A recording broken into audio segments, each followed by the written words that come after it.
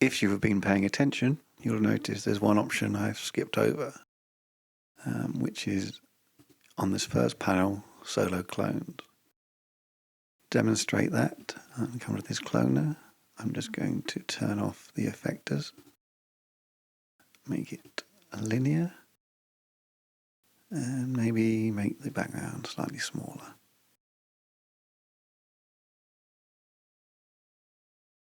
So currently we just have a line of squares. If I go into the first panel and hit solo clones, they all disappear. But that's clone 1, that's clone 2, 3, 4, 5, 6, 7, 8, 9. There are 9 clones. So let's say we want to just show clone 5. Go solo clones, type in 5. I want to show another one, comma 9. So now we have just those clones shown, or those clones are hidden. But why we want to do this, there are very specific cases. If I take this cloner, I copy it, and rather than just paste it, I paste an instance of it, which basically means it's exactly the same thing, except currently there's nothing being cloned into it. I then take this background, copy that, paste it, give it an ellipse mask. So now we have a circle. We then clone that. So we have 2 cloners which are identical, apart from the shape they're cloning is different. On this second one, I'm going to de-instance the hide selected. So this is now separate from the original cloner. Hide selected. And now you see this one has clones there.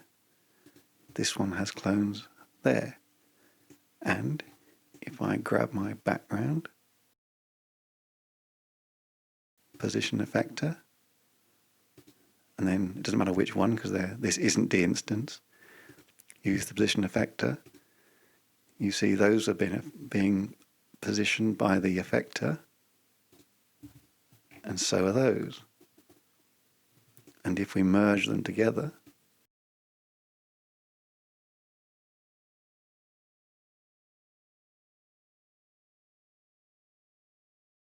you see that they're both using the same procedural animation, but the shapes are different.